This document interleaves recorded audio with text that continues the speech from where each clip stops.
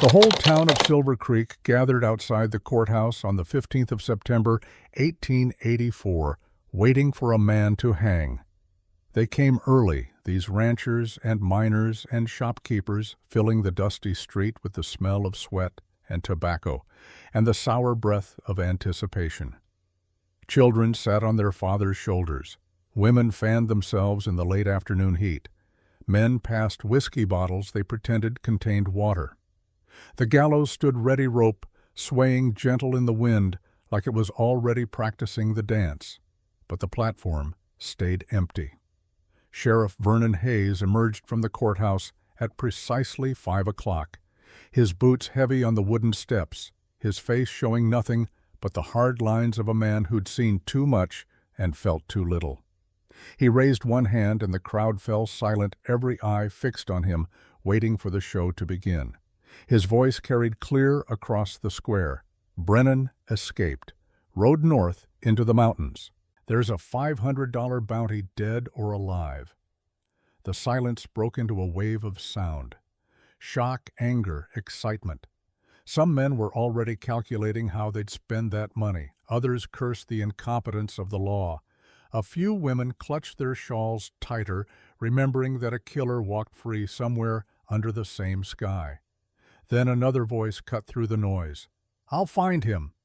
The crowd turned as one.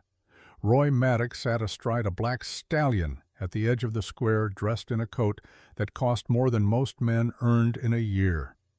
He was handsome in the way that predators are handsome, all sharp edges and cold certainty.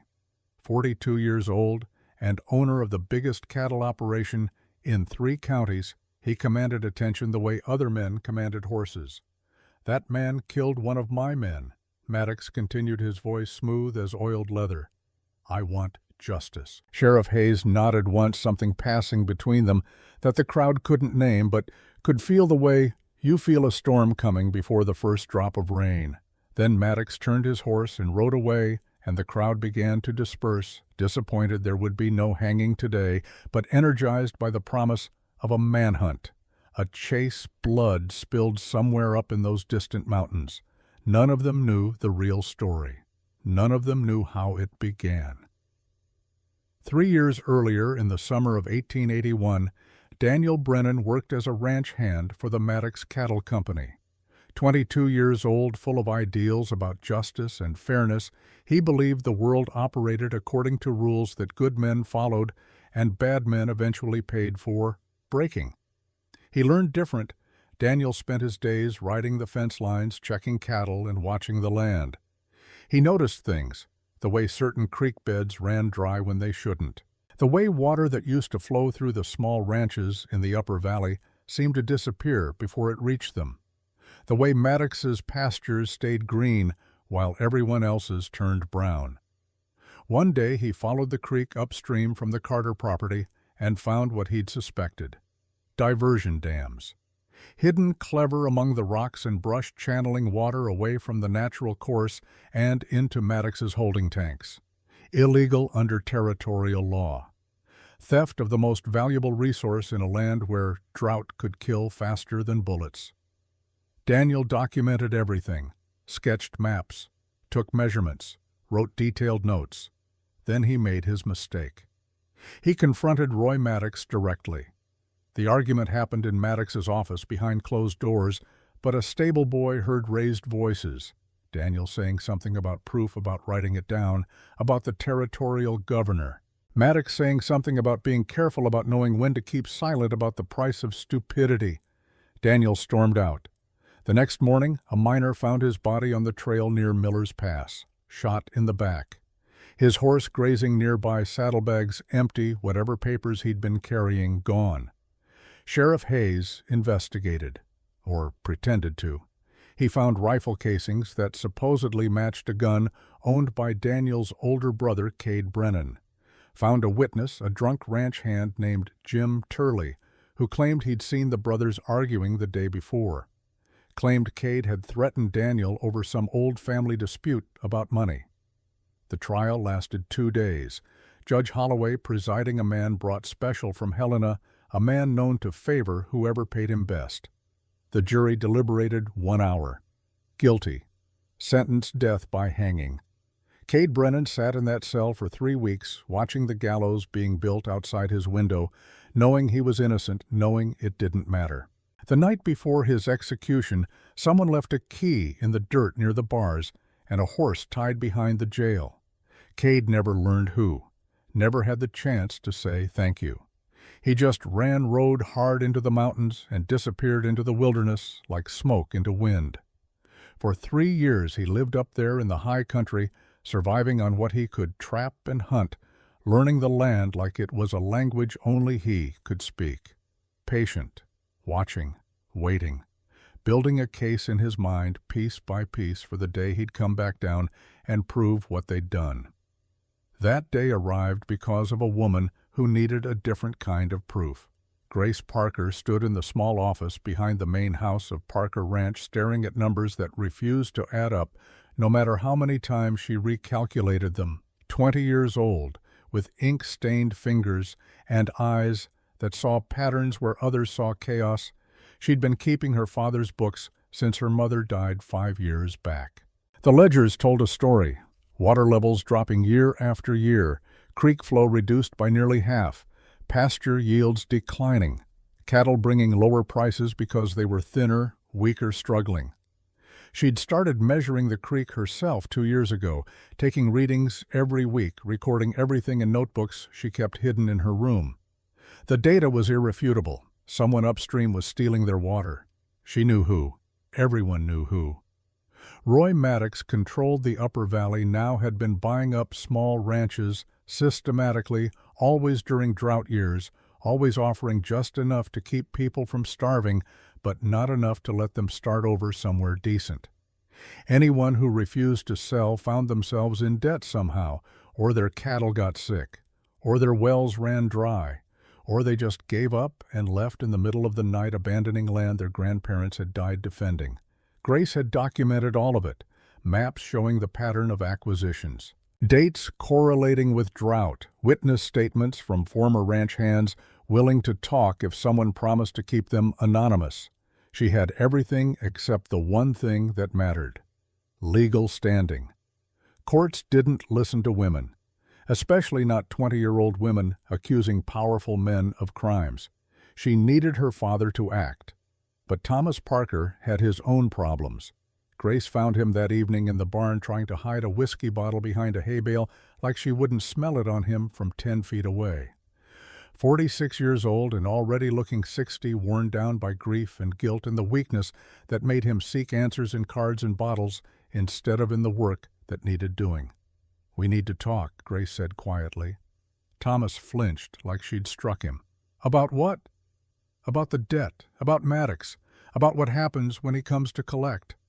Thomas's face went gray. "How did you know I keep the books, Pa?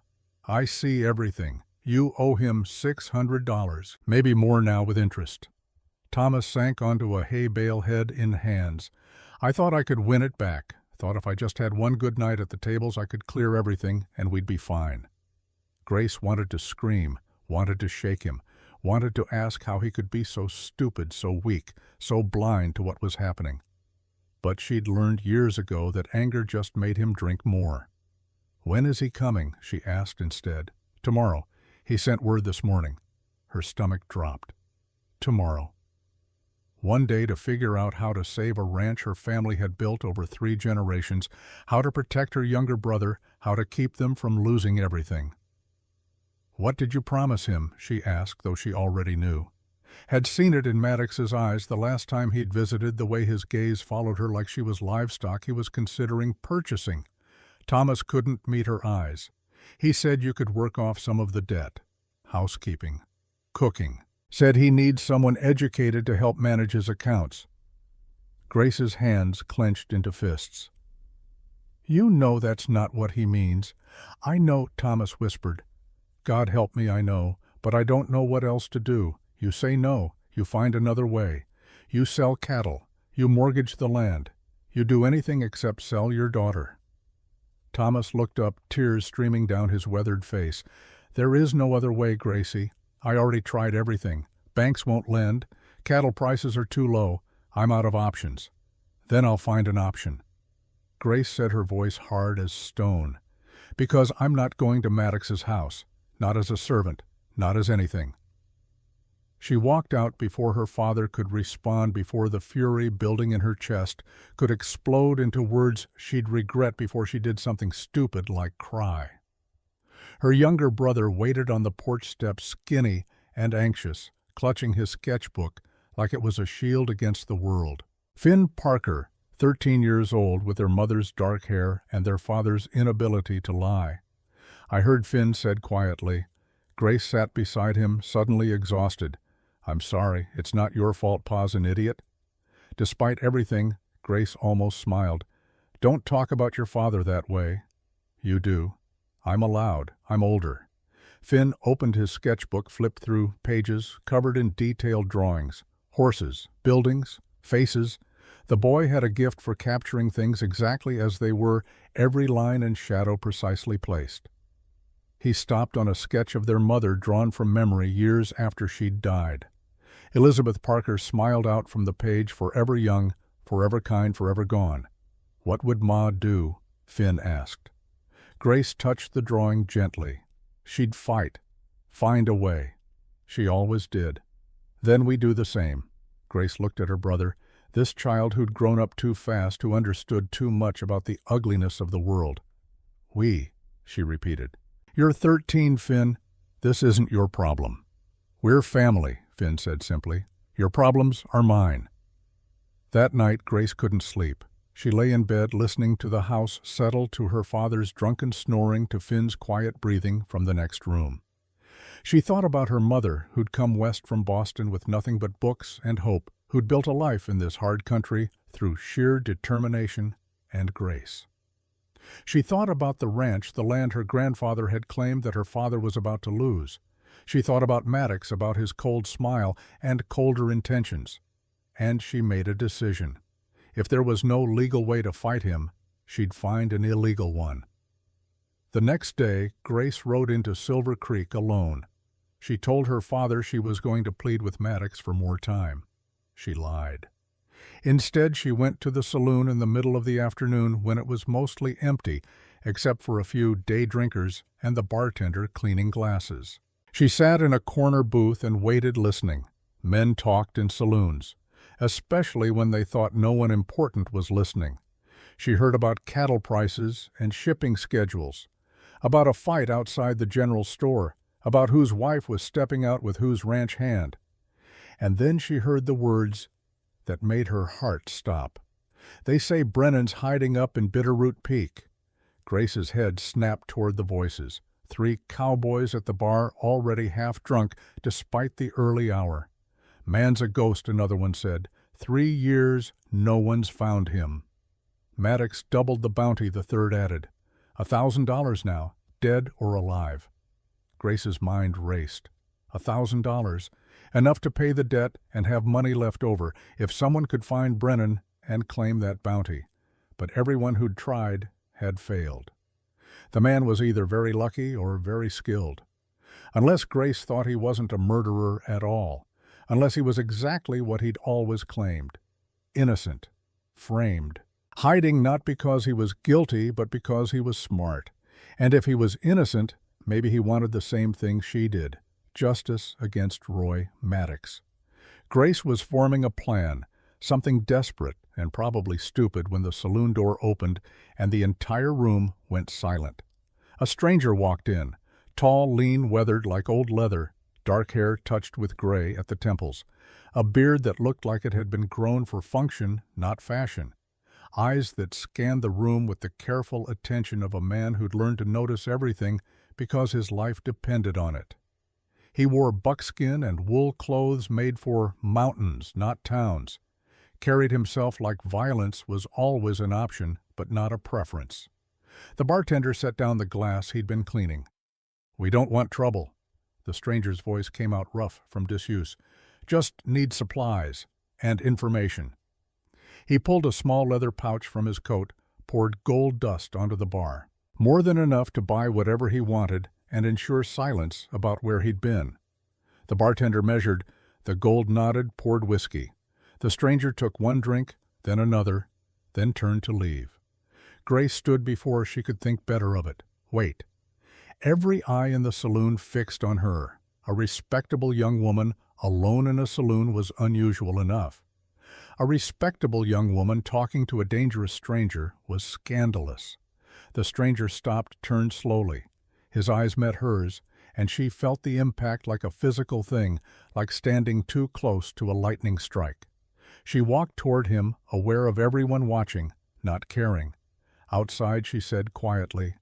He studied her for a long moment, then nodded once. They stepped into the dusty street. The afternoon sun turned everything gold and harsh. "You're him," Grace said. It wasn't a question. The escaped murderer. The stranger's expression didn't change. "I'm not a murderer. Then why run?" "Because I'm not stupid. Maddox owns the law here." Grace took a breath, steadied herself. "What if I could help you prove your innocence?" The stranger tilted his head slightly, curious now. "Why would you do that?" "Because Maddox is destroying my family. My father owes him money we don't have. If you're innocent, that means Maddox is guilty, and I need evidence to fight him." The stranger was quiet for so long, Grace thought he might just walk away. Then he spoke, his voice careful. "You're either very brave or very stupid. Both, probably. But I'm also desperate." Something shifted in his expression. Not quite a smile, but close. "What's your name?" "Grace Parker." The stranger nodded slowly. "Grace Parker, who's desperate enough to approach a wanted man in broad daylight. Grace Parker, who's out of options," she corrected. "And you are—" The stranger glanced around, making sure no one was close enough to hear. "Cade Brennan." Grace had suspected, but hearing it confirmed still sent a thrill of fear through her. The most wanted man in the territory, standing 3 feet away, looking at her like she was a puzzle he was trying to solve. "Even if I prove I didn't kill my brother," Cade said quietly, "I'm still an escaped convict. They'll hang me anyway for breaking out of jail. Not if we expose the real killer first. Clear your name completely." Cade studied her. "You think you can do that?" "I think I have evidence about Maddox's operations. Water theft, land fraud, witness intimidation. And I think if we combine what I know with what you know, we might have enough to bring him down." "Might," Cade repeated. "That's a dangerous word to bet your life on." "I'm already betting my life. Maddox wants more than just our ranch. He wants me in his house where no one can say a word about what happens." Cade's jaw tightened. "When 1 week. That's how long until my father has to pay or forfeit everything." "1 week," Cade echoed. "Not much time." "No," Grace agreed, "which is why I need your help. And why I'm willing to offer something in return." What Grace took a breath spoke the words before she could lose her nerve. "Marry me." Cade stared at her like she'd started speaking a foreign language. "A legal marriage," Grace continued quickly, "means Maddox can't claim me. It buys me time, protection. And in return, I help you investigate Daniel's death. I have access to records, to people, to places you can't reach. Together, we have a chance. Apart, we have nothing." "That's insane," Cade said flatly. "You have a better plan." Silence. The wind kicked up dust between them. "There's one condition," Cade finally said. Grace waited. "Your brother, Finn. I need to talk to him." Grace felt ice flood her veins. "Why?" "Because 3 years ago, the day Daniel died, a boy was seen on the trail near where the body was found. A boy on a brown pony carrying a sketchbook. Your brother." Grace's hands started shaking. "Finn was 10. He doesn't remember anything from that day." Cade's eyes held hers. Maybe he doesn't remember, or maybe someone made sure he wouldn't talk. Grace rode back to the ranch in a daze, Cade's words echoing in her mind. Finn, a witness. How had she not known? How had her brother kept something like that buried for 3 years? She found him in the barn again, same place as always, drawing in his sketchbook with the intense focus that shut out the rest of the world. "Finn," she said gently, "I need to ask you something important." He looked up, saw something in her face that made him wary. 3 years ago, late summer. Do you remember riding out to Miller's Pass? Finn's pencil stopped moving. His whole body went rigid. Did you see something that day? The sketchbook fell from his hands. He stood abruptly, backing away. I don't want to talk about it. Grace moved closer slowly, like approaching a spooked horse. Finn, listen to me. A man was killed that day, Daniel Brennan, and another man, his brother, was blamed for it. But I think whoever really did it saw you. I think that's why you can't remember.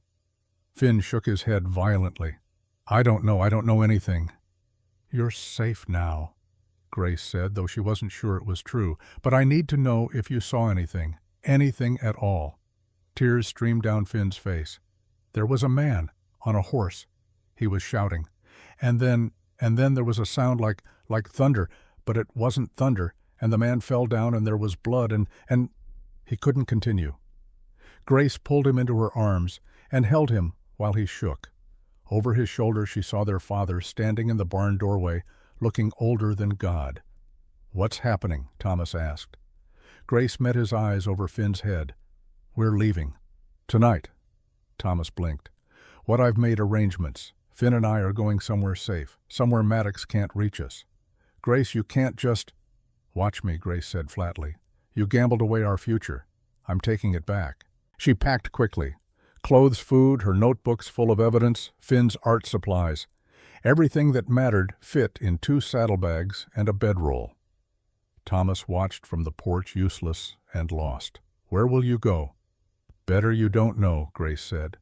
That way when Maddox asks, you can honestly say you have no idea. He'll kill me. Then maybe you should have thought about that before you bet money you didn't have. Grace, please, I'm your father. Grace paused, looked at this broken man who'd once been strong. My mother loved you. I don't know why, but she did. So for her sake, I'll tell you this. There's still time to do the right thing. Find your courage. Stand up to Maddox. Tell him no. Thomas said nothing. Grace swung into her saddle. Come on, Finn. Her brother mounted his pony, still pale and shaking, but trusting her completely. They rode away from the only home they'd ever known, into the gathering darkness, toward a meeting with a wanted man, and a future Grace couldn't begin to imagine. Cade waited at the abandoned line shack exactly where he'd said he would. He had 2 horses, saddled supplies, packed a rifle across his lap. He looked at Finn with something in his eyes that might have been compassion. You must be Finn. The boy nodded, not speaking. I'm not going to hurt you, Cade said quietly. I just need to understand what you saw. Can you do that? Finn glanced at Grace. She nodded. Slowly, haltingly, Finn described what he remembered. The trail, the flowers he'd been drawing, the sound of angry voices, 2 men on horses, one of them Daniel Brennan, though Finn hadn't known the name then. What were they arguing about? Cade asked. Finn closed his eyes, struggling. Water, I think. Something about water and proof and letters. Letters, Cade repeated. Daniel told me he'd written everything down. Documented the water theft, but we never found any papers. The man said. Finn continued, his voice small. Give me the letter, boy, and maybe I won't kill you. And Daniel said it's already mailed to the territorial governor. Cade leaned forward. What happened next? Finn started shaking again. The man pulled out his gun and shot Daniel in the back. Just like that. He fell off his horse, and there was so much blood. Did you see the man's face? Cade asked gently. Finn nodded. Could you describe him? Finn opened his sketchbook with trembling hands, flipped through pages until he found what he was looking for. His voice came out barely a whisper. I always draw what I see. He held out the book. Cade took it, looked at the sketch, and went completely still. Grace moved to see what had frozen him like that. The drawing was crude, done by a 10-year-old's hand, but the details were clear enough. A man in an expensive riding coat, distinctive mustache, sharp features. Sitting on a black horse, not Roy Maddox, Sheriff Vernon Hayes. Grace's hand flew to her mouth. The sheriff. The sheriff killed Daniel. Cade's voice came out like gravel. Hayes works for Maddox, always has. Maddox gives the orders, Hayes does the dirty work. Finn stared at the drawing like it might bite him. He saw me, After he shot Daniel, he looked right at me. I was hiding in the rocks, but he saw me. He smiled. And I ran. That's why you blocked it out, Grace said softly. Because you were terrified. Cade closed the sketchbook carefully, handed it back to Finn. You did good, son. This is important. This could change everything. He stood, paced the small shack like a caged animal, but testimony from a traumatized child about something he saw 3 years ago. Any lawyer would tear it apart. Not if we have corroborating evidence, Grace said. I have documentation of the water theft, dates, measurements, patterns. If we can prove Maddox was stealing water and that Daniel discovered it, that establishes motive. Motive isn't proof of murder. No, Grace agreed, but it's a start. And if Hayes took a letter from Daniel's body, if we can prove that letter existed and what it said, we'd need to find the letter Cade interrupted, which Hayes would have destroyed years ago. Unless he kept it, Grace said, slowly, as insurance, proof that he was just following orders, something to hold over Maddox if their partnership ever soured. Cade stopped pacing, looked at her with new respect. You think like a lawyer. My mother was a teacher. She said thinking is the only weapon women are allowed. They sat in silence for a moment, the pieces of a plan starting to form. So we get married, Grace said. Make it legal so Maddox can't claim me. Then we disappear for a while. Give ourselves time to build a real case. How long, Cade asked. As long as it takes. But we need to move fast. File the papers tomorrow before Maddox knows what's happening. Cade looked at Finn, then at Grace. You understand this means putting your lives in my hands. A wanted man. Someone the whole territory thinks is a murderer. I don't think you're a murderer, Grace said simply. And I'm out of choices. We're all out of choices, Cade agreed. They rode into Silver Creek the next morning like ghosts, quiet and quick. The courthouse opened at 9. Judge Cornelius Morris arrived at 8:30, and they were waiting for him on the steps. The judge was 62 years old, with kind eyes and tired shoulders, a man who'd spent decades watching justice get perverted by money and power, and had learned to pick his battles carefully. He recognized Cade immediately. His face went pale. Mr. Brennan, you're supposed to be... Dead, Cade finished. Not yet. I should call the sheriff. You could, Cade agreed. But I'm asking you not to, not until you hear what we have to say. Judge Morris looked at Grace, at Finn, back to Cade. He sighed deeply. Come inside. Quickly. They sat in his chamber's door, locked curtains drawn. Cade laid out the basics, the evidence of water theft, Finn's eyewitness account, the letter that might still exist, Hayes as the actual killer. Judge Morris listened without interrupting, his expression growing darker with each revelation. When Cade finished, the judge sat back in his chair. I suspected, he said quietly. When they brought in Judge Holloway for your trial, when it all moved so fast, I filed a complaint. It was ignored. Will you help us? Grace asked. The judge looked at her. What exactly are you asking? Marry us. Make it legal and documented. Then give us time to build a case that will stand up in court. And if you fail? Then we all hang, Cade said bluntly. But at least we tried. Judge Morris studied them for a long moment. He saw a young woman trying to save her family, a boy traumatized by violence, a man who'd lost everything to corruption. He saw the chance to finally do something right. All right, he said. God help us all, but all right. The ceremony took 5 minutes. No flowers, no music, no witnesses beyond Finn and the judge's clerk. Judge Morris spoke the words with gentle formality. Do you, Cade Brennan, take Grace Parker to be your lawfully wedded wife? I do. Cade said, his voice steady. Do you, Grace Parker, take Cade Brennan to be your lawfully wedded husband? Grace looked at this stranger who was about to become her husband, saw the scars and the weariness and the fundamental decency that no amount of hardship had managed to destroy. I do, she said. By the power vested in me by the territory of Montana, I now pronounce you husband and wife. There was no kiss, just a nod between them, an acknowledgement that they'd crossed a line together and there was no going back. They left through the back entrance. rode hard for the mountains before anyone could ask questions. The journey took 6 hours, steep trails, rocky ground, air growing thin and cold as they climbed. Finn rode between them, silent and watchful. Cade led them through paths that seemed to appear and disappear, routes only someone who'd lived in these mountains for years would know. They stopped once to rest the horses and eat jerky and hardtack. Finn fell asleep almost immediately, exhausted by fear and change. Grace sat on a fallen log, looking back the way they'd come. Silver Creek was invisible from here, hidden by distance and mountains. "No going back now," she said quietly. Cade sat a few feet away, maintaining careful distance. "Never was. You could have just taken Finn's testimony and left us."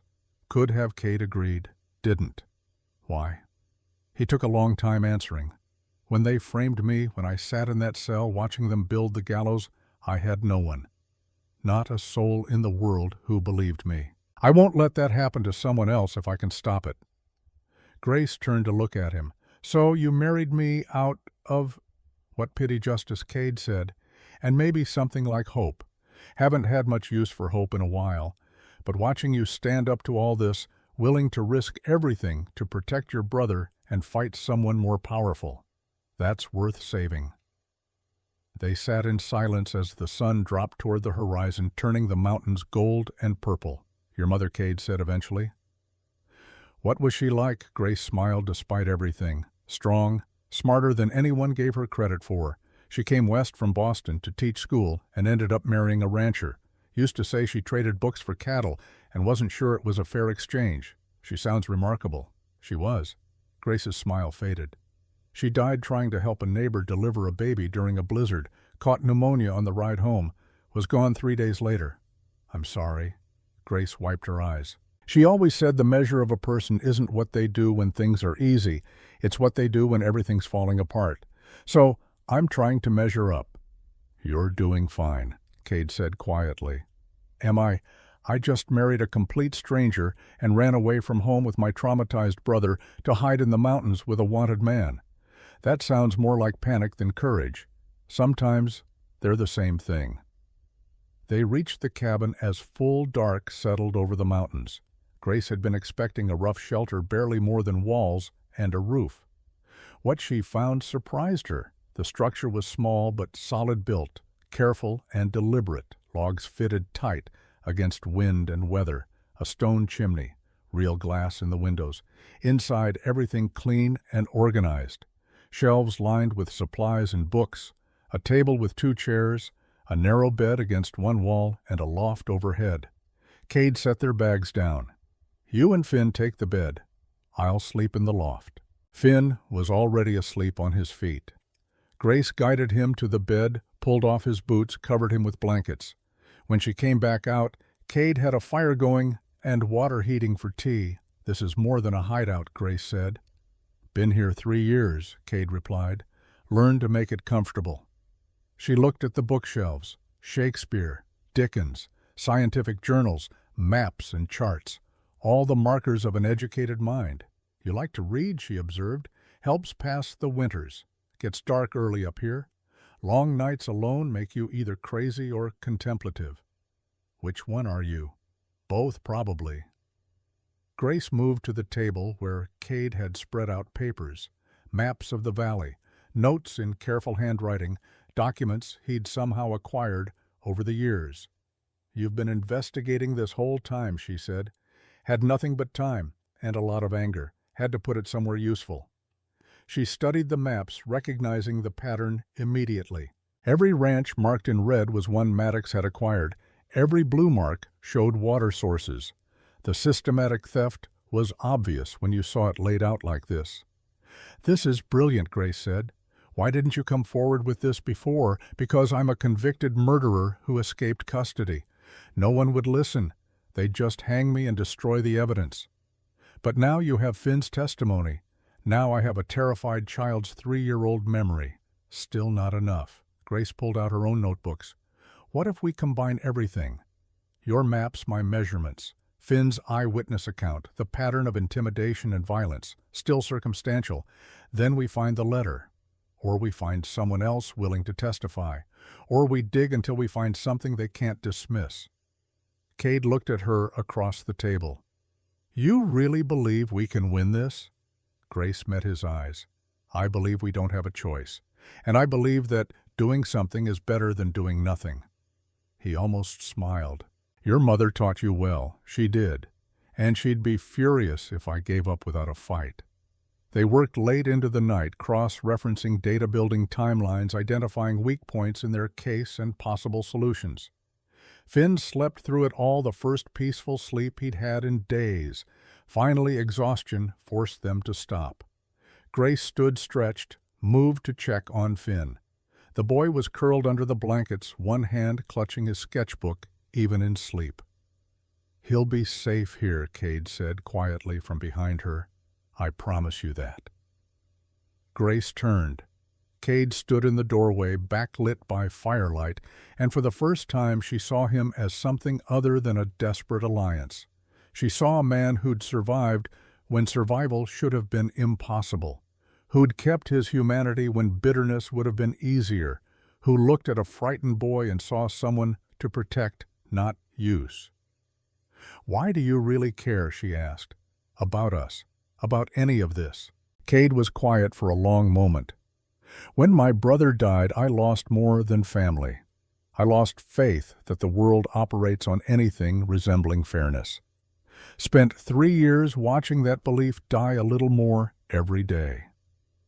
And now I'm watching a 20-year-old woman outthink and outmaneuver men twice her age, watching a child find courage despite trauma. And I'm thinking, maybe Daniel was right. Maybe there's still enough good in the world worth fighting for. Grace felt something shift in her chest. Not love, not yet, but the recognition of kinship, of partnership. Thank you, she said, for believing that, for believing in us. Thank you for giving me a reason to come back down from this mountain. They stood there in the quiet cabin, the fire burning low, the night pressing close around them. Two strangers bound by law and necessity, beginning to become something more. Outside, the wind moved through the pines like a whisper of things to come. Tomorrow would bring new challenges, but tonight, for the first time in longer than either could remember, they weren't alone. And that, Grace thought as she finally lay down to sleep, might be enough to start building hope on. In the loft above, Cade lay awake, listening to the soft breathing of the woman and child sleeping below. 3 years he'd been alone. 3 years of cold and silence and the slow, patient work of staying alive. Now everything had changed. He had people depending on him, people he'd promised to protect, people who believed he was more than the monster the world had named him. He thought about Daniel, about the ideals his brother had died defending. I'm going to make this right, Cade thought into the darkness.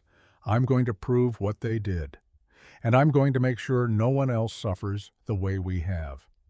It was a promise made to the dead and the living both. And Cade Brennan had always been a man who kept his promises no matter what it cost. The first week in the mountain cabin passed like learning a new language. Grace woke each morning to the smell of pine smoke and coffee, to the sound of Cade already up and moving, checking traps, splitting wood, doing the 100 small tasks that kept survival from becoming catastrophe.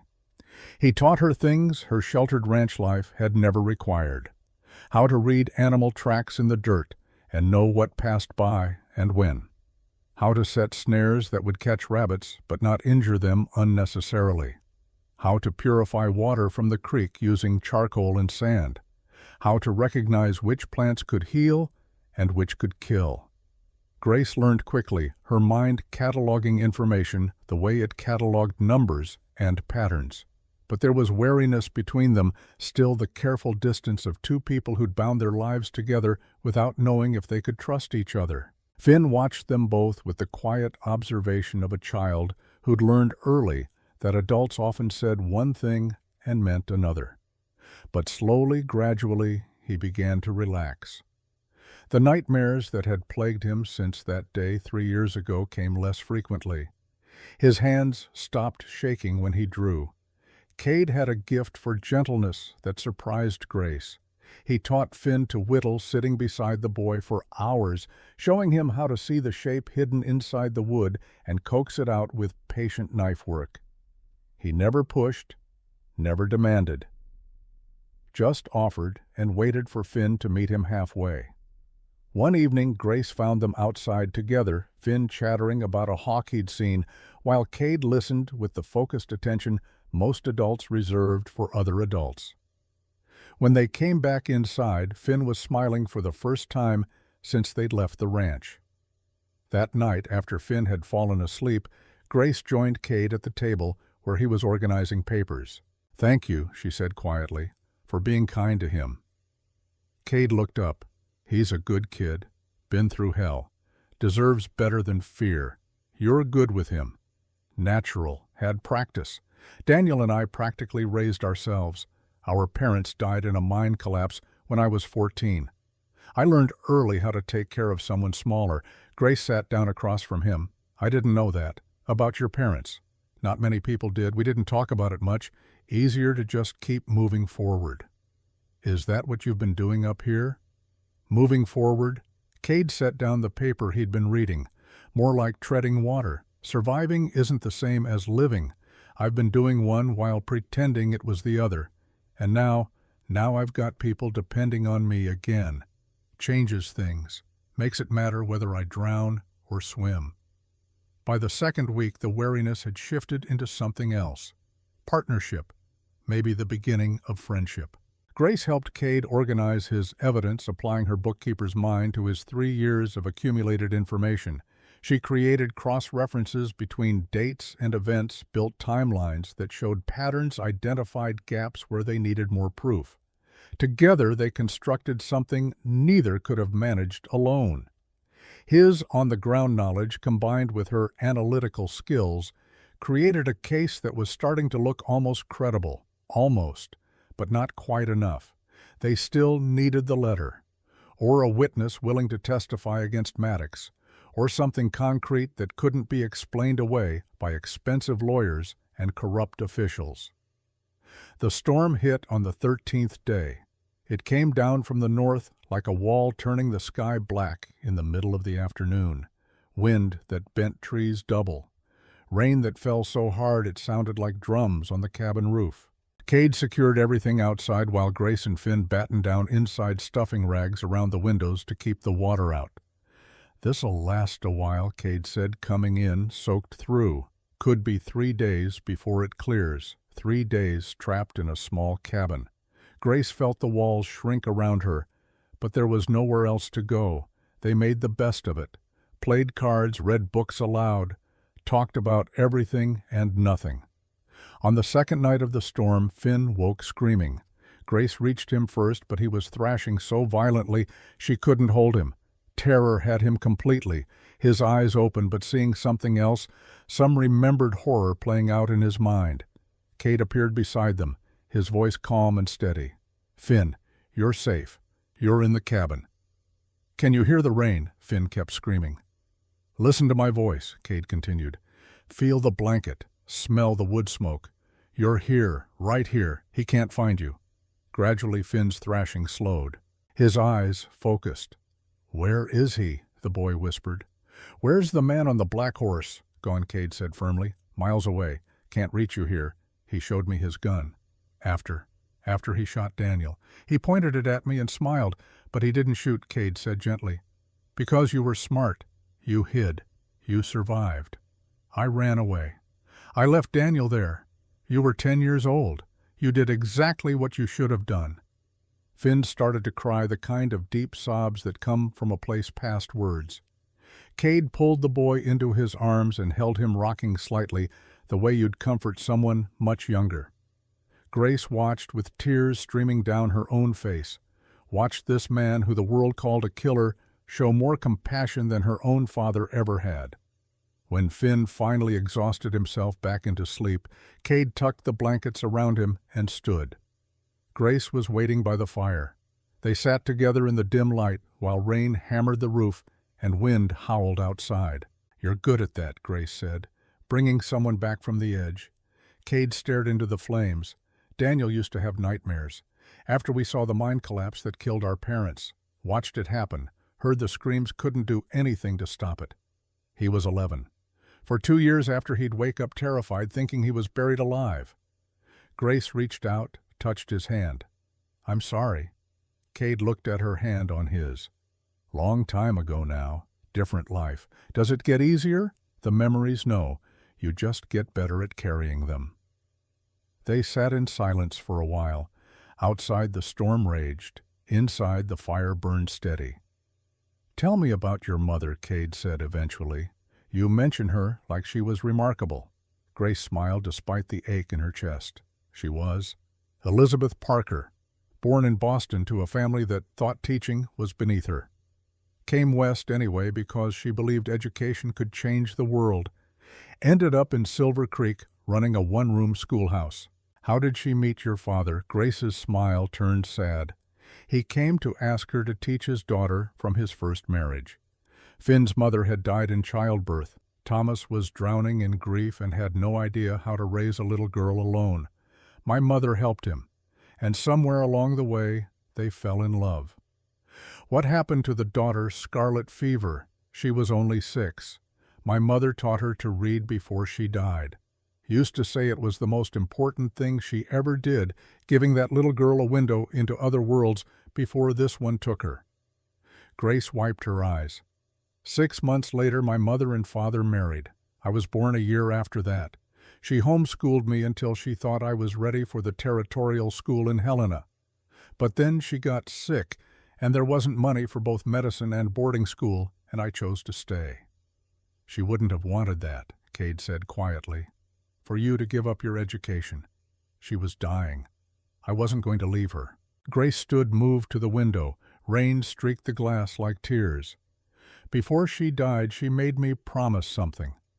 That I'd never let fear make my choices for me. That I'd stand up for what was right even when it was hard. That I'd be brave." Her voice broke. "I'm not sure she'd think this counts as brave. Running away, hiding." Cade moved to her side. "She'd think you were brilliant. You saw a trap closing, and you found a way out. You protected your brother. You're fighting back against someone with all the power while you have none. That's not hiding. That's strategy." Grace turned to face him. "You really believe that I believe your mother raised someone remarkable, and I believe she'd be proud of you." The space between them felt suddenly smaller, charged with something Grace couldn't name. Cade reached up slowly, giving her time to pull away, and brushed a tear from her cheek. "Grace," he said, his voice rough, "I need you to understand something. What this marriage, this partnership? It started as necessity, but somewhere in the last 2 weeks it stopped being fake for me." Grace's heart hammered. "For me too," she whispered. "I don't want to take advantage. You're here because you had no choice. I'm still here because I'm choosing to be."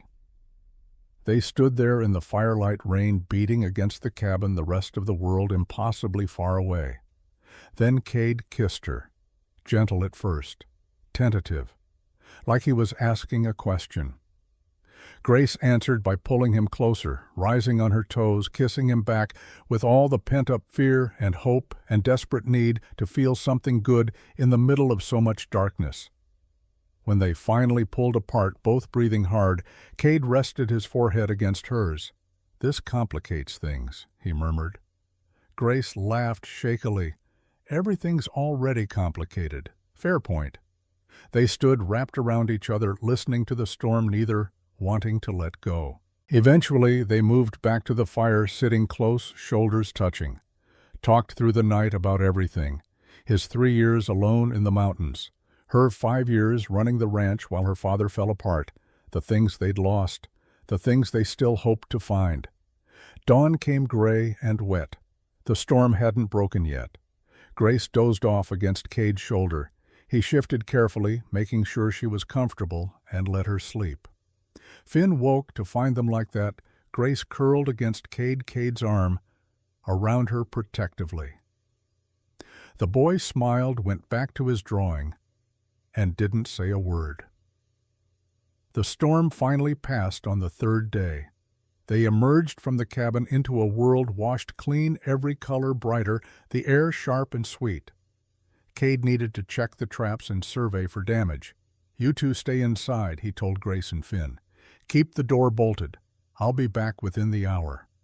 Grace didn't argue. The tension in his voice told her he sensed something wrong. Cade had been gone maybe 20 minutes when Finn, restless after 3 days confined, wandered to the table for his sketchbook. "Grace," he said quietly. "Look." A note lay on the table, written in crude letters on paper torn from one of Cade's journals. "Come down or we burn the town. You have 3 days." Dread flooded through Grace. When did this get here? Finn's hands trembled. "I don't know. It wasn't there this morning." "Someone came while we were all inside during the storm." Grace moved to the window, scanning the trees. Saw nothing, but realized that meant nothing. Whoever left this could still be watching. When Cade returned, he took one look at the note and went to the door, studying the ground outside. "Fresh tracks," he said grimly. 2 days old, maybe 3, made during the storm. Someone scouted us while we were trapped inside." "How did they find us?" Grace asked. Cade's expression went dark. "There's only one person who knew we were coming up here. Only one person who could have told Maddox." Grace felt sick. "My father." Cade picked up the note, examined it. "Maddox," he said flatly. "Has to be." "But how did he know where to find us?" Grace demanded. Cade's expression went dark. "There's only one person who knew we were coming up here. Only one person who could have told him." Grace felt sick. "My father." Cade moved to the window, scanning the trees. "If they left this note, they're watching, waiting to see what we do. We can't go back," Grace said. "It's a trap, and if we don't, innocent people die." They argued through options, all of them bad, when Finn suddenly spoke up. "Wait. There's something else, something I forgot." Both adults turned to him. Finn pulled out his old sketchbook, flipped to a page near the back, his hands shaking slightly. "After I saw Hayes kill Daniel, I kept drawing, trying to get it out of my head. And there was someone else there that day." Cade went very still. "What do you mean, someone else?" Finn showed them a sketch. "A third man on horseback watching from the ridge high above the murder scene. Too far away to have stopped it, but close enough to see everything. Distinctive features, expensive riding coat." "I forgot about him," Finn whispered. "He was so far away like a shadow. But he was watching Hayes kill Daniel. And he didn't do anything, just watched." Grace stared at the drawing, recognition dawning like cold sunrise. "That's Maddox. Roy Maddox was there." Cade took the sketchbook, studied the sketch with growing intensity. He didn't just order the murder, he watched it happen, made sure Hayes did it right. This changed everything. "This means Maddox isn't just guilty of conspiracy," Grace said, her mind racing. "He's an eyewitness who let murder happen, who covered it up, who framed you while knowing the truth." "We have him," Cade said quietly, something dangerous kindling in his eyes. "Not just on water theft or corruption, on murder itself. He was there. Finn saw him there." "But will anyone believe me?" Finn asked. "About a third person I just remembered 3 years later." "They'll have to," Grace said. "Because it explains everything. Why Maddox was so determined to convict you fast. Why he brought in a corrupt judge. Why he's so desperate to stop us now. He's not just protecting his business, he's protecting himself from a murder charge." Cade paced the small cave pieces, falling into place. "That's why Hayes kept Daniel's letter instead of destroying it. Insurance against Maddox. Proof that if Hayes went down, he could take Maddox with him." "So what do we do?" Finn asked.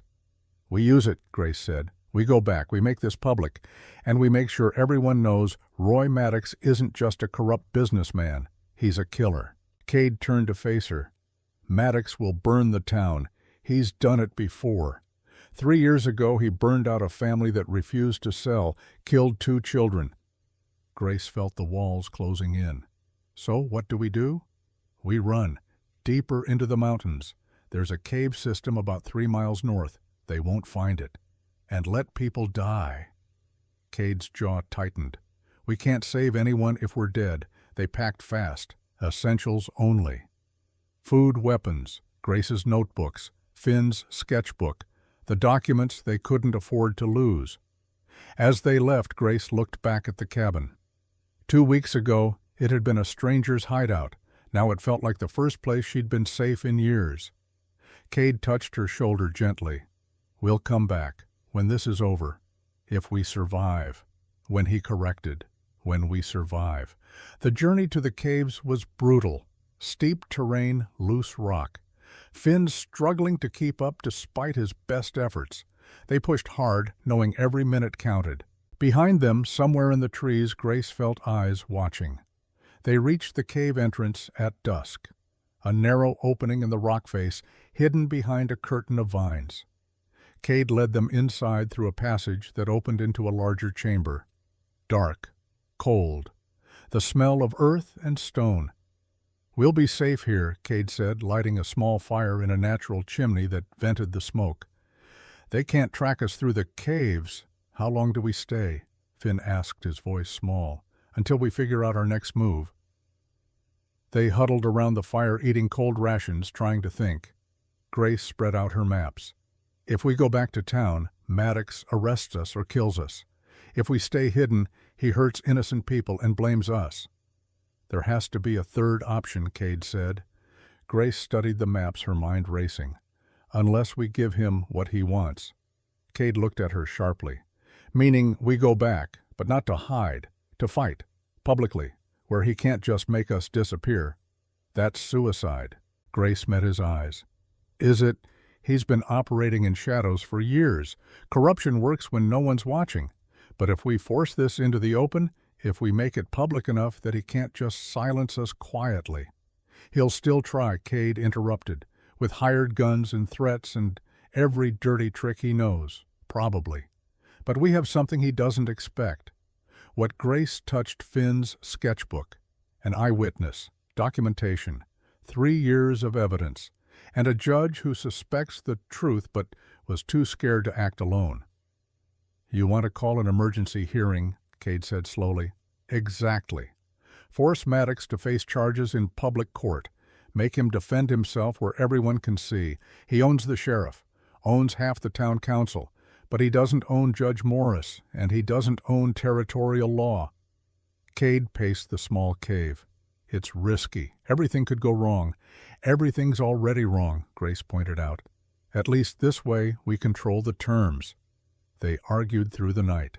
Cade listing all the ways it could fail. Grace countering with why it had to work.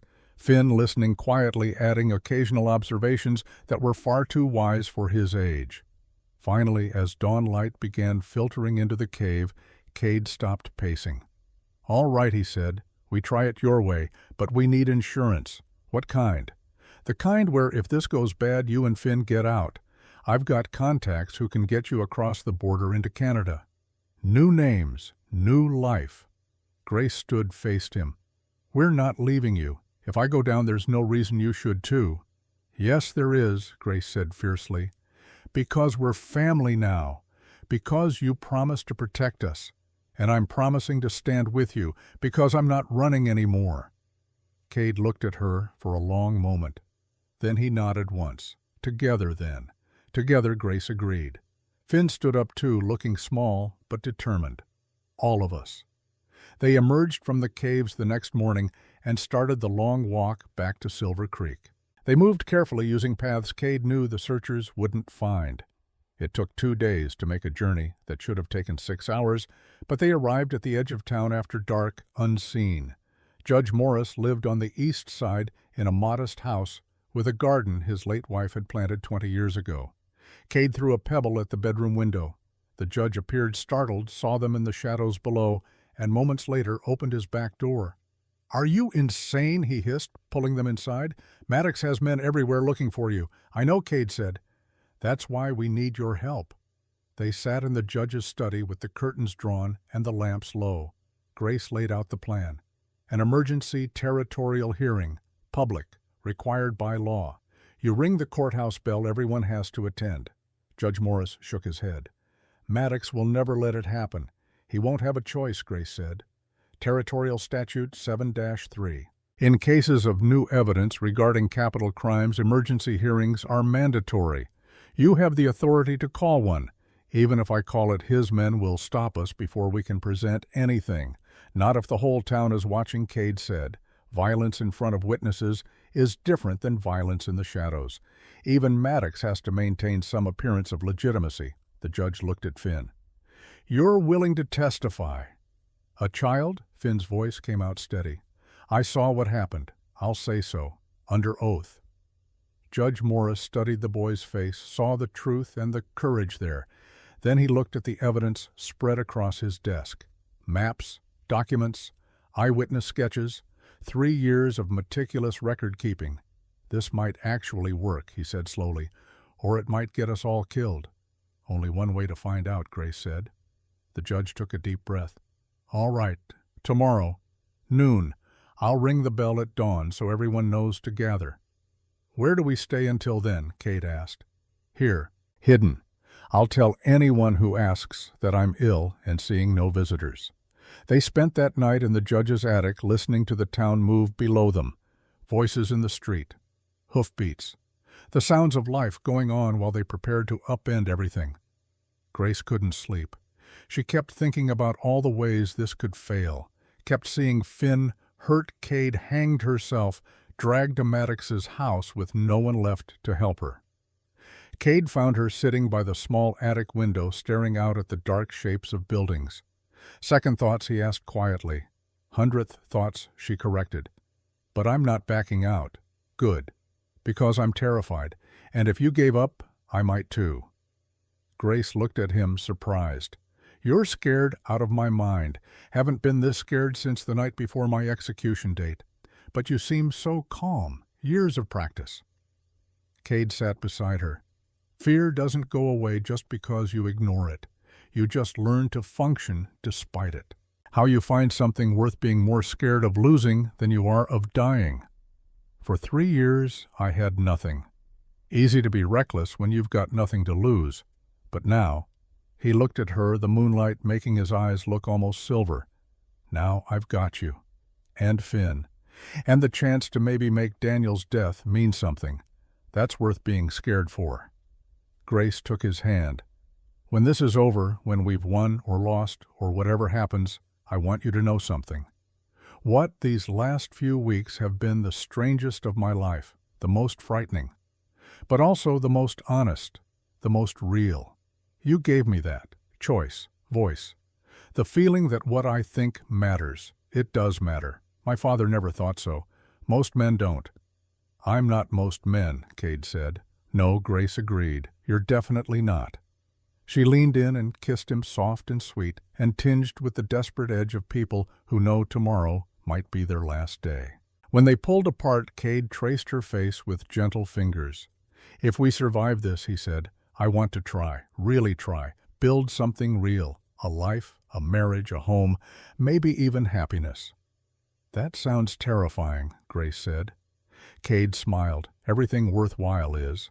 They sat together watching the stars wheel overhead, holding on to each other, holding on to hope. In the corner, Finn pretended to be asleep, but watched them with satisfaction. He'd known from the first day they belonged together. Adults just took forever to figure out the obvious. Dawn came cold and clear. Judge Morris dressed in his formal robes, the ones he wore for important proceedings. He looked at the three of them over breakfast. Last chance to run, he said. We're not running, Grace replied. The judge nodded. Then may God have mercy on us all. At 7 o'clock he walked to the courthouse and climbed the steps to the bell tower. The bell rang out across Silver Creek. 3 long peals. The signal for emergency assembly. People emerged from their homes confused and curious. The bell only rang for fires, deaths, or official territorial business. By the time Maddox arrived with Sheriff Hayes and 8 armed men, a crowd had already gathered. Over 100 people, merchants and miners, ranchers and their wives, children perched on wagon beds to see. What is this? Maddox demanded, his voice carrying across the square. Judge Morris stood on the courthouse steps, official and unafraid. Emergency territorial hearing. in the matter of Territory versus Cade Brennan. New evidence has come to light requiring immediate review. Gasps rippled through the crowd. Brennan's name was legend and nightmare combined. Hayes put his hand on his gun. Brennan's an escaped murderer. This is a waste of time. That determination will be reviewed today, the judge said calmly. All citizens are required to attend. Territorial law. Maddox's eyes narrowed. Where is Brennan now? In custody. He turned himself in last night to face these charges properly. More gasps, whispers spreading like wildfire. Maddox conferred quietly with Hayes. Grace watched from the window where she and Cade and Finn were hidden, her heart hammering. They can't stop it now, she whispered. Too many witnesses. They can still try, Cade replied. Stay sharp. The hearing was set for noon, giving time for word to spread and more people to arrive. By the time Judge Morris took his seat on the courthouse steps turned into a makeshift courtroom, nearly 200 people crowded the street. Grace spotted faces she knew. Sarah Chen from the saloon watching with intelligent eyes. Doc Brennan, the town physician, looking tired and sad. Marcus Webb, the blacksmith, whose son had been driven away for refusing to work for Maddox. Small acts of resistance. People who'd been too scared to stand alone. Maybe Grace thought together they'd find courage. Cade was brought out in shackles, the appearance of legality. He'd insisted on it, less threatening to the crowd if he seemed contained, but Grace saw the way he held himself, alert, ready. The shackles were loose enough to slip if needed. Judge Morris called the hearing to order. Sheriff Hayes, present your original case against the defendant. Hayes stood confident and smug. Cade Brennan was found near his brother Daniel's body. Rifle casings at the scene matched his weapon. A witness testified they'd quarreled. The evidence was overwhelming. Judge Morris pulled out a document, the original trial records. Let's examine that evidence. Shall we? The rifle casings recovered were .30 caliber. Mr. Brennan's registered rifle is .45 caliber. This discrepancy was noted but never explained. The crowd murmured. Hayes shifted uncomfortably. Furthermore, Judge Morris continued the witness. James Turley recanted his testimony before his death last year. His widow has provided a sworn affidavit stating that Mr. Turley was paid $50 by persons unknown to testify falsely. He held up the paper. The crowd's murmur grew louder. That's a lie, Hayes snarled. I never paid anyone. Then explain how a man earning $10 a month suddenly had $50 in gold the week after testifying. Silence. Hayes looked to Maddox, who remained expressionless. Mr. Brennan, the judge said, present your defense. Cade stood, shackles rattling. I didn't kill my brother. I loved him. He was investigating water theft in the Upper Valley. Systematic diversion of creek water violating territorial resource laws. He documented everything and was preparing to report it to the governor. Prove it, Maddox said coldly. Grace stood up in the crowd. People turned startled to see a young woman speaking. I can prove it, she said. She pushed forward carrying her notebooks. I'm Grace Parker. I've been documenting water flow in the Upper Valley for 2 years. Creek levels have dropped 40%. Exactly corresponding to illegal diversion on Maddox Cattle Company land. She handed her notebooks to the judge. Measurements, dates, maps showing the systematic theft. Judge Morris studied them, his expression growing darker. This is extensive documentation. A woman's fantasies, Maddox said dismissively. Not evidence. Documented scientific observations are exactly evidence, the judge replied sharply, and they establish motive for silencing anyone who discovered this theft. The crowd was fully engaged now, leaning in hungry for truth. Is there any eyewitness to Daniel Brennan's actual murder? The judge asked. Finn stood up. Every eye turned to the 13-year-old boy. I am, Finn said, his voice shaking, but clear. The crowd erupted in shocked whispers. A child witness. No one had expected this. Sheriff Hayes lunged forward, his face twisted with sudden panic. This is absurd. A child's imagination, nothing more. Judge Morris raised his hand. "Sheriff, one more outburst, and I will have you removed from these proceedings." He looked at Finn with gentle authority. "State your name, son." "Finn Parker." "I was 10 years old when I saw it happen." Hayes tried again. "Your Honor, this is clearly a coached testimony from a traumatized boy who doesn't know what he's saying." The judge's voice went cold as winter. "I will determine what this witness does or does not know. Finn, tell us what you saw." Finn stood straighter, looking small but determined among the crowd of adults. He pulled out his old sketchbook, the pages worn from being handled over 3 years of trying to forget. August 12, 1881. I was at Miller's Pass drawing wildflowers for my collection. I heard shouting, 2 men on horses. I recognized one of them later as Daniel Brennan. I didn't know him then. "What were they arguing about?" the judge asked. Finn's voice never wavered. "Water." The man said, "Give me the letter, boy, and maybe I won't kill you." Daniel said, "It's already mailed to the territorial governor. You can't stop it now." The crowd leaned in, absolutely silent. You could hear the wind moving through the street. Then what happened? Finn looked directly at Sheriff Hayes. The man pulled out his gun and shot Daniel in the back. He fell off his horse. There was blood everywhere. I was hiding in the rocks, but the man turned and looked right at me. He smiled. Then he went through Daniel's pockets and took something, a paper. He read it and laughed. Hayes' face had gone white. "That's a lie. I wasn't even there." Finn opened his sketchbook to a page dated 3 years ago. "I always draw what I see, even when I wish I hadn't." He held up the sketch. Crude lines drawn by a 10-year-old's hand, but the details were unmistakable. A man on a black horse, distinctive mustache, the shape of his hat, the cut of his coat, every feature matching the sheriff standing in front of them. Judge Morris took the sketchbook, studied it carefully. "This is remarkably detailed." He looked at Finn with new respect. "You have a rare gift, son." Finn swallowed hard. "There's one more drawing. Your Honor, from that same day." He flipped to another page. "The third man, the one watching from the ridge." The crowd leaned in, everyone trying to see. "Who is this?" the judge asked. Finn's finger pointed. "Him." Every head turned to follow his gaze. Roy Maddox sat in the front row, his face frozen in shock. "You were there," Finn said, his voice growing stronger. "High on the ridge, on your black horse. You watched Sheriff Hayes shoot Daniel Brennan. You didn't stop it, you didn't help, you just watched, and then you rode away." The crowd exploded, shouting, gasping, everyone talking at once. "That's a lie," Maddox roared, standing. "I was nowhere near Miller's Pass that day. This is a desperate fabrication." "Then explain this," Cade said, pulling out a document from Grace's carefully organized evidence. "Supply ledger from your ranch, August 12, 1881. You signed out a horse and supplies for a day ride to check upper pastures, the upper pastures that overlook Miller's Pass." Circumstantial, Maddox spat.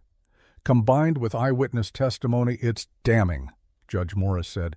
"Mr. Maddox, you'll remain here to answer questions, under guard."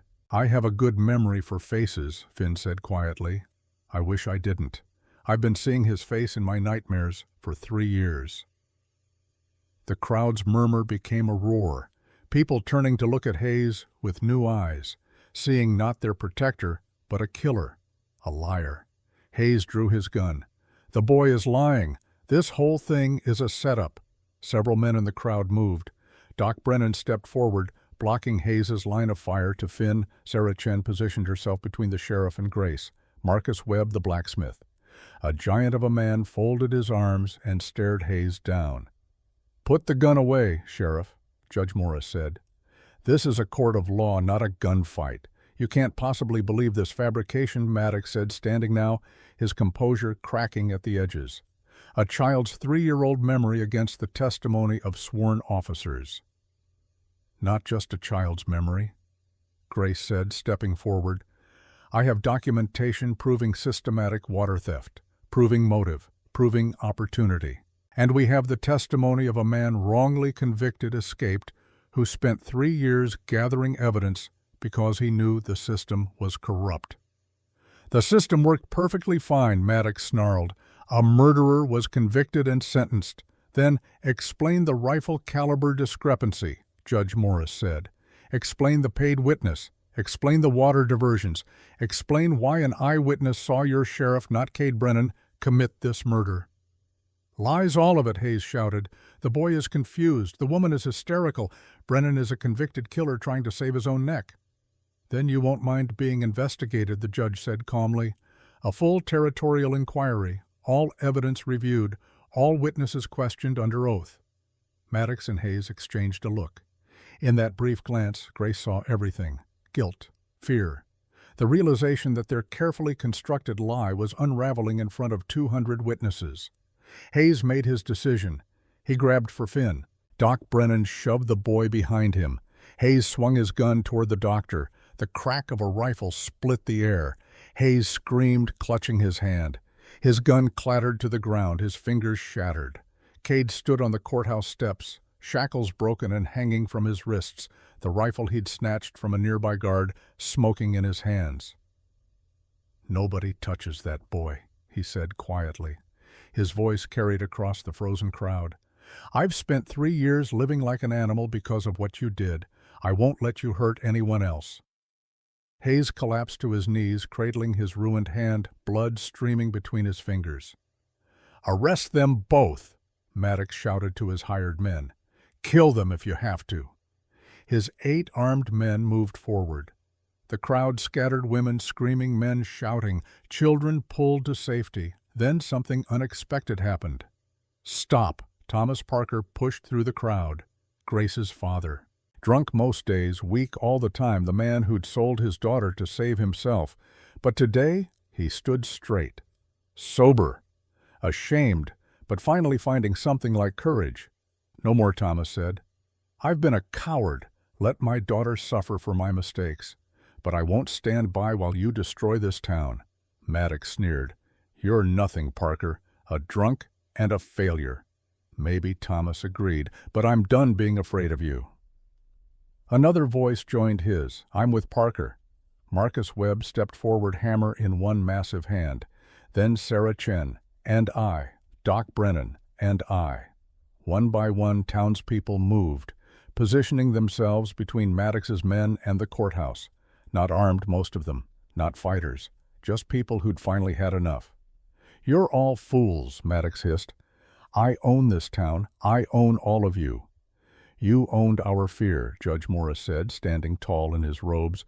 "But fear dies when people find something worth standing for." Maddox's men looked at each other, looked at the crowd, did the math. 8 of them. 200 townspeople. Even if most weren't armed, those odds didn't favor violence. One by one, they lowered their weapons. Maddox saw it happening, saw his power evaporating like morning mist. Rage twisted his handsome face into something ugly. He drew his own pistol, aimed it at Grace. "You started this," he snarled. "You and your righteous crusade, I'll finish it." Time seemed to slow. Cade swung his rifle around but knew he was too far, the angle wrong. Thomas Parker moved faster than anyone expected from a man his age, threw himself forward, tackling Maddox. The gun fired. Thomas grunted, stumbled, fell. Grace screamed, running to him. Blood spread across Thomas's chest, dark and fast. Maddox stared at the gun in his hand like he couldn't understand how it got there. Judge Morris pointed at him. "Roy Maddox, you are under arrest for attempted murder. Sheriff Hayes, you are under arrest for the murder of Daniel Brennan and conspiracy to obstruct justice." Doc Brennan was already kneeling beside Thomas, hands working to stop the bleeding. "Someone get me bandages. Water. Move." The crowd surged. Maddox's men were disarmed, tied up. Hayes was hauled to his feet, still clutching his shattered hand. Maddox stood in shock as townspeople he'd terrorized for years took control of him like he was nothing. Grace knelt by her father, tears streaming. "Pa, hold on. Please hold on."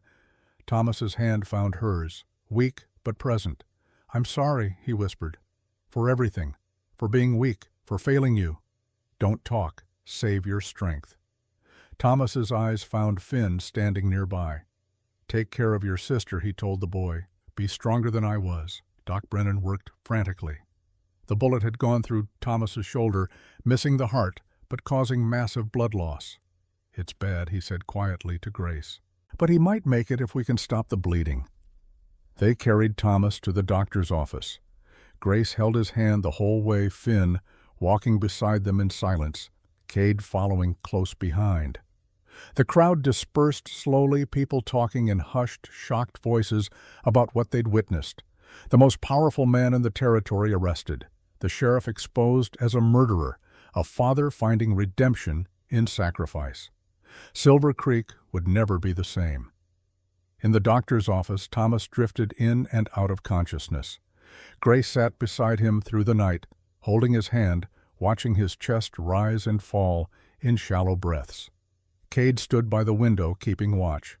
Finn curled up in a chair, sketching frantically like he could process the trauma by putting it on paper. Near dawn, Thomas opened his eyes. "Grace," he said weakly, "I'm here, Pa. I don't expect forgiveness, don't deserve it, but I need you to know. I loved you, even when I failed you.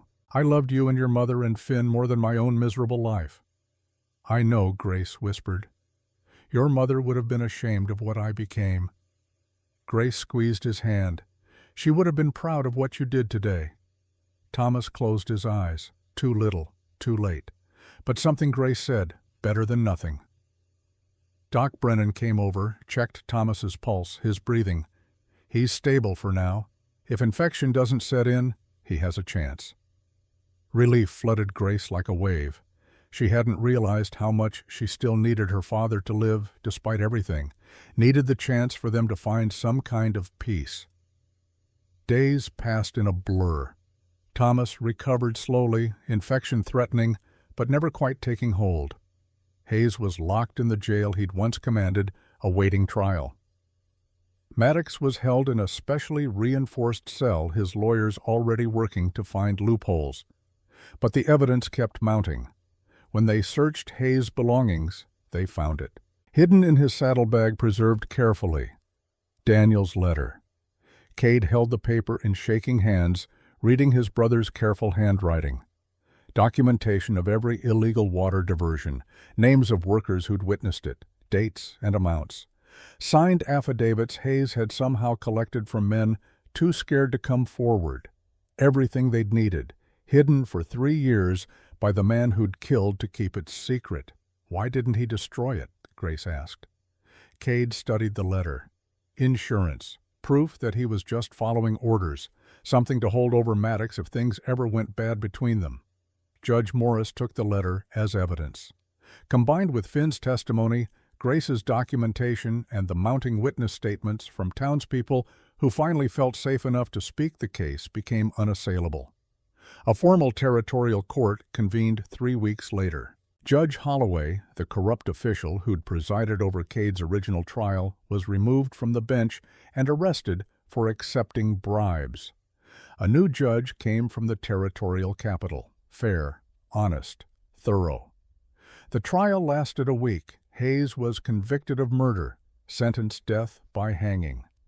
Maddox was convicted of conspiracy to commit murder, water theft, land fraud, witness intimidation, and a dozen other charges.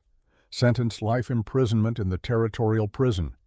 Cade Brennan was officially exonerated. All charges dropped. Declared innocent. Given a formal pardon for his escape from custody. The day the verdict came down, Cade stood on the courthouse steps a free man for the first time in 3 years. Grace found him there at sunset, staring out at the mountains where he'd lived in hiding. "How does it feel?" she asked. "Strange," Cade admitted.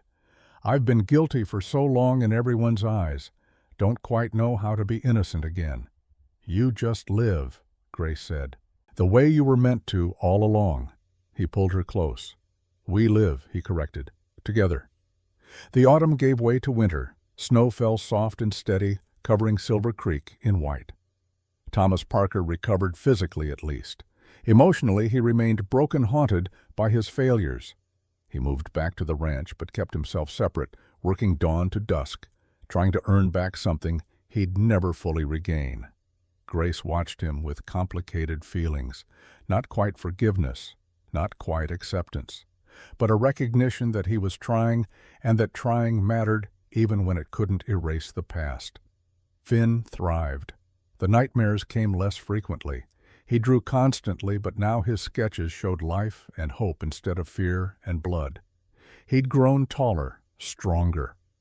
The trauma would always be part of him, but it no longer defined him.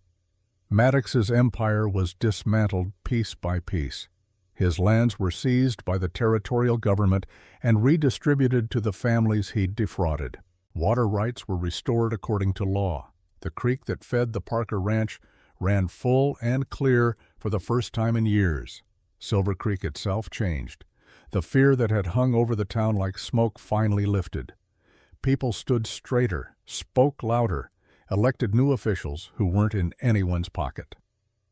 Sarah Chen opened a new saloon bigger and better, with money she'd hidden away for years, waiting for Maddox to fall. Marcus Webb's son came home. Doc Brennan smiled more. Small victories, but they added up to something that felt like healing. Cade and Grace lived at the Parker Ranch through the winter. Separate rooms, maintaining propriety, though everyone in town knew they were married and no one much cared about the technical details. They worked together rebuilding what Thomas had let fall apart, repaired fences, tended cattle, planned for spring planting, and slowly, carefully, they built something neither had expected to find, not just partnership or alliance. Love. Real love.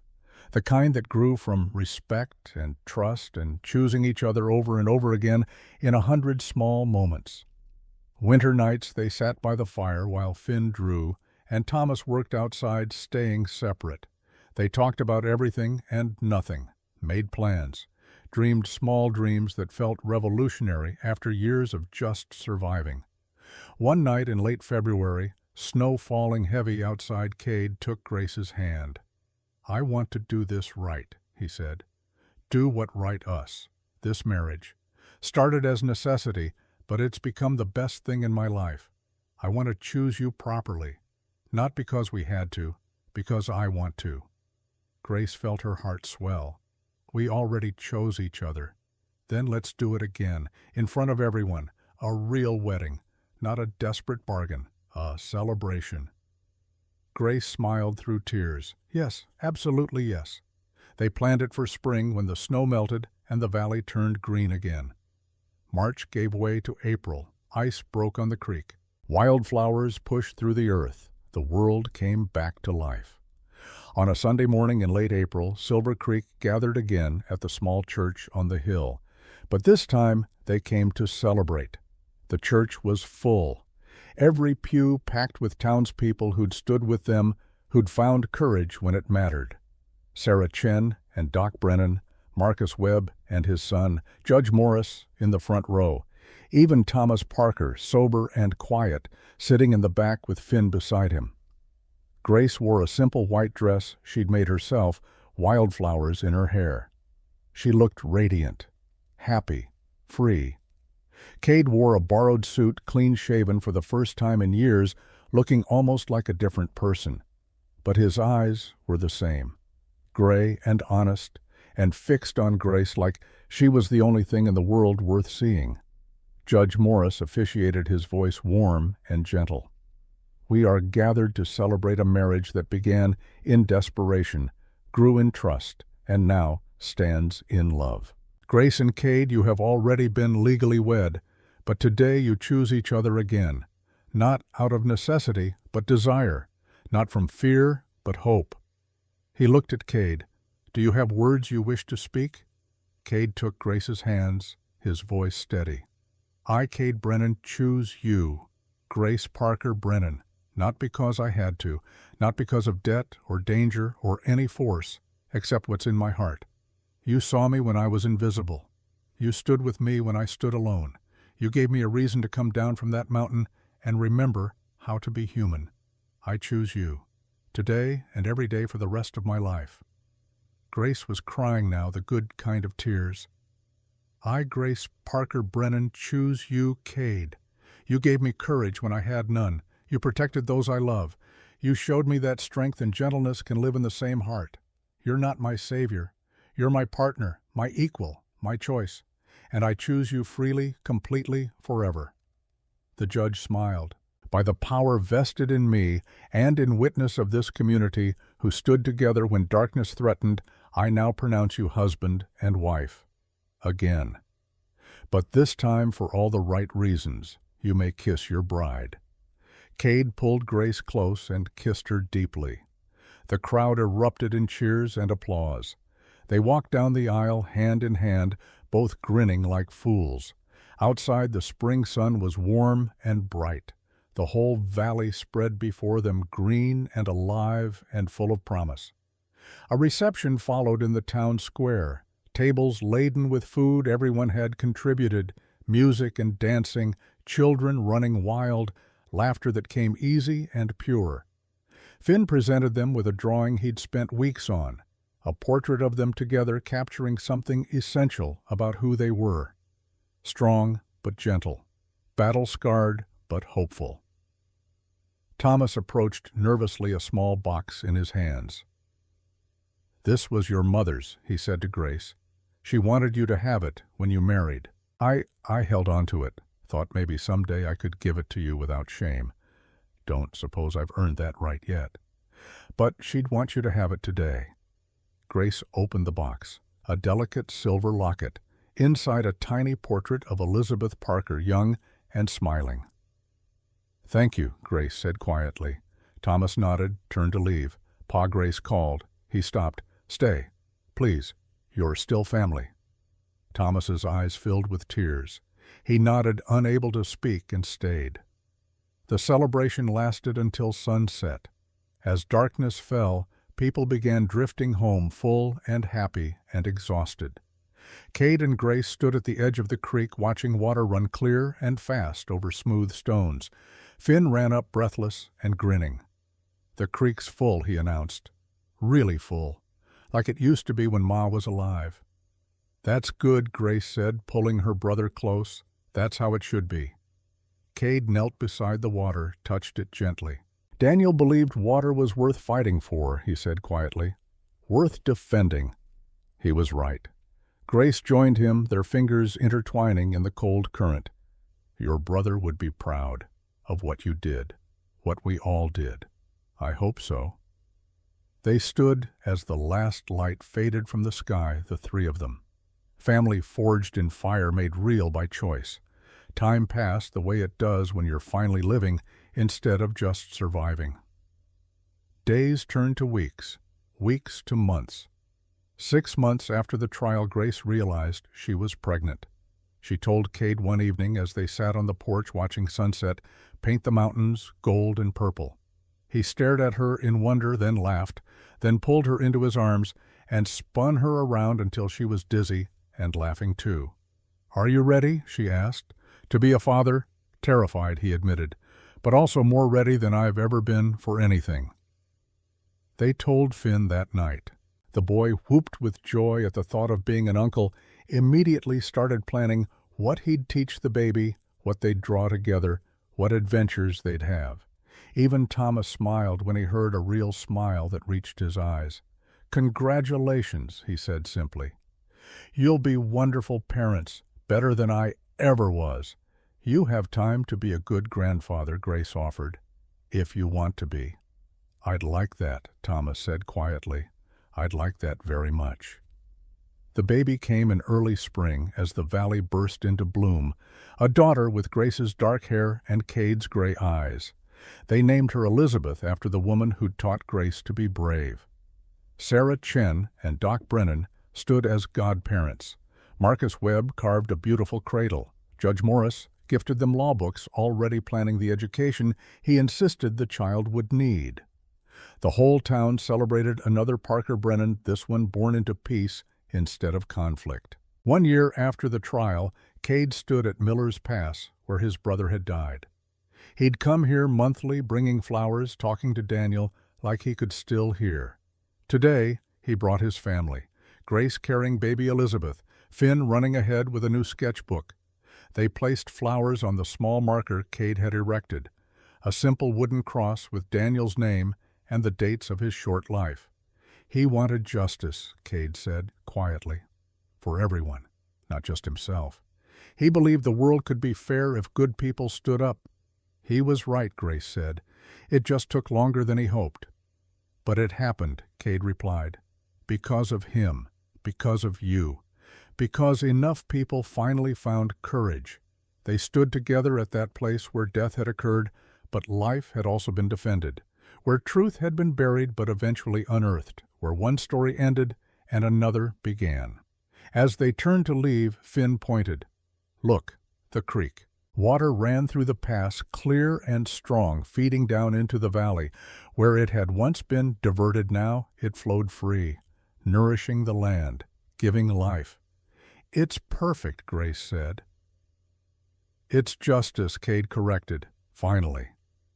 They walked back down the mountain together, Finn chattering about the drawings he'd make, Grace humming softly to the baby Cade with his arm around his wife's shoulders.